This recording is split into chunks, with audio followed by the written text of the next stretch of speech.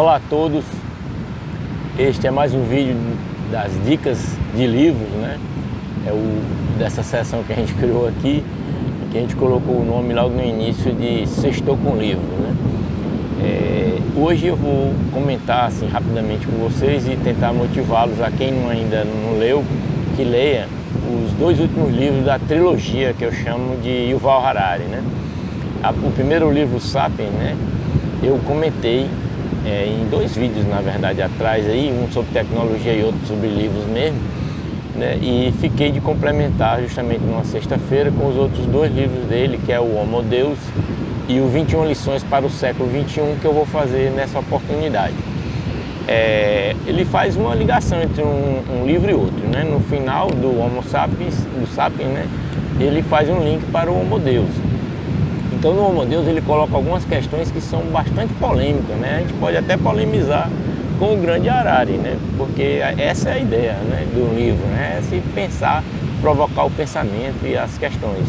E aí, inclusive nesse caso, tecnológicas e filosóficas, né? Então ele coloca logo nesse primeiro livro que eu vou comentar hoje, com o Homo Deus, que o homem chegou pela primeira vez num patamar, né, em que não precisa mais se preocupar com a fome, né, com a questão das pestes, né, e de várias doenças. Porque ele diz, né, que nos dias de hoje o excesso de peso, né, as pessoas morrem mais por excesso de peso, por velhice e por doenças não contagiosas, como câncer e doenças cardíacas. Isso é de se questionar também, né, mas é interessante a forma como ele coloca no livro, né, quem lê vai gostar. Ele fala também sobre mortalidade, sobre felicidade e a questão do homem querer ser igual a Deus.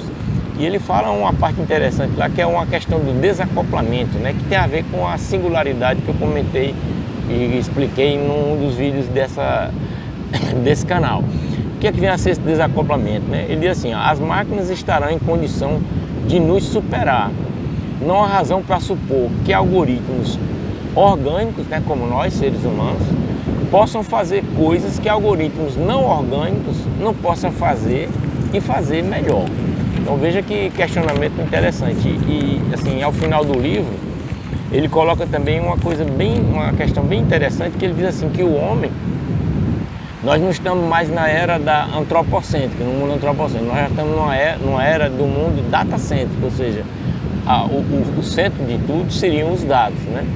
E a inteligência consciente, onde a inteligência consciente será substituída por algoritmos não conscientes. E ele faz um questionamento no final bastante interessante, que diz assim, ó, o que será da nossa sociedade, nossa política e nossa vida cotidiana se algoritmos não conscientes, porém mais inteligentes, nos conhecerem melhor do que nós mesmos, né? Ele faz uma digressão também nesse livro que eu achei muito legal, sobre a questão da história, né? Porque a história é isso, né? É uma sequência de eventos em que os seres humanos são os protagonistas. Aí ele diz assim, ó, em 1800, os seres humanos tinham condições de conjecturar como é que seria o mundo em 1900, ou seja, 100 anos depois, e qual o lugar do ser humano nesse mundo. E ele questiona como é que a gente consegue hoje imaginar ou conjecturar qual o nosso papel no mundo em, por exemplo, 2100, ou seja, daqui 100 anos, né? E são questões muito interessantes que ele coloca nesse livro, que eu recomendo que vocês vejam e leiam esse livro, que vale a pena. Bem, sobre o último livro dele, pelo menos que eu li, né, da trilogia que eu citei, 21 lições para o século XXI, eu já tive a oportunidade de falar uma parte dele que se centra muito em inteligência artificial. E eu tive a oportunidade em vídeos anteriores, né, de comentar aquele caso do jogo de xadrez entre dois computadores, ambos utilizando inteligência artificial, mas de uma forma diferente, e como um ganhou do outro, né? E é muito interessante essa passagem desse livro, mas eu queria comentar outras coisas aqui dele, com vocês aqui, para motivá-los à leitura, que realmente é muito interessante. E focar um pouquinho na parte da educação e do trabalho, né? Tem um caso lá que ele cita, que é bastante interessante, sobre essa questão da obsolescência do trabalho, né? Ele fala, por exemplo, que um funcionário do Walmart, que virou obsoleto o emprego dele, ele perdeu o emprego, né? Isso é uma questão fictícia, mas interessante para a gente pensar. Imagine ele tendo que trabalhar numa equipe que trabalhava com drones. Isso há 5, 10 anos atrás, né? Agora não. Então ele tinha que passar um período de adaptação e de aprendizado para trabalhar naquela equipe de drones. E a equipe de drones, quando começou o drone, que foi os militares, todo mundo sabe, né?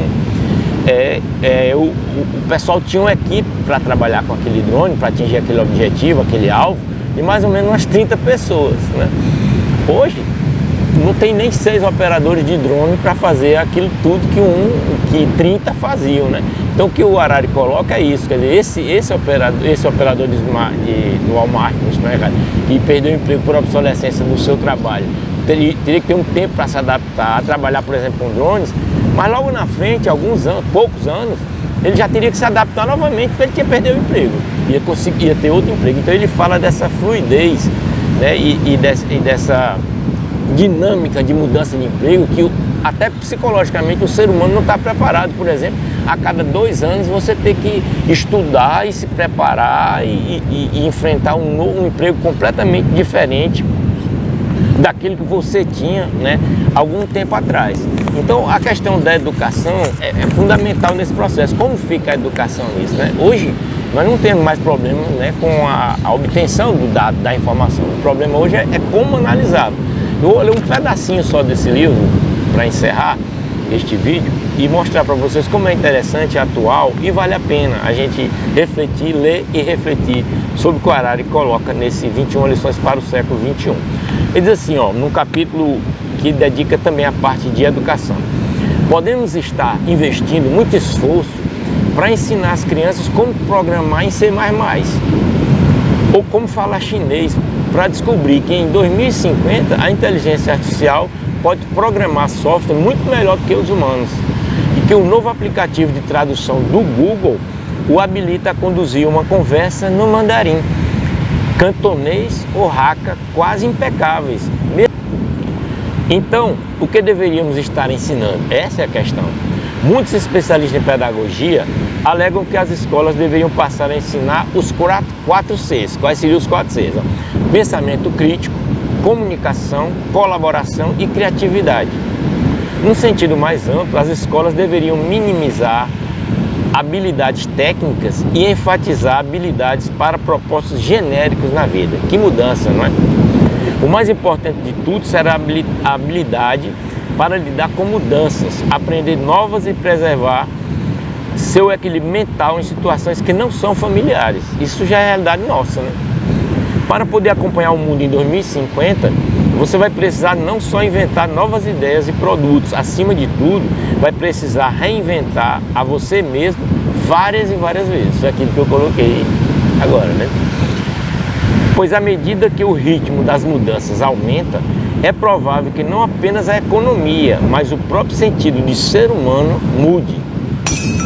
Já em 1848, olha que interessante, no Manifesto Comunista, declarava que tudo que é sólido desmancha no ar.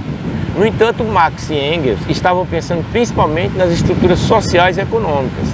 Em 2048, daqui a pouco, estruturas físicas e cognitivas também desmancharão no ar ou numa nuvem de bits de dados. Se vocês gostarem, comentem aí, se inscrevam no canal quem não tiver inscrito, né? E coloque o sininho para receber as novidades. Um forte abraço.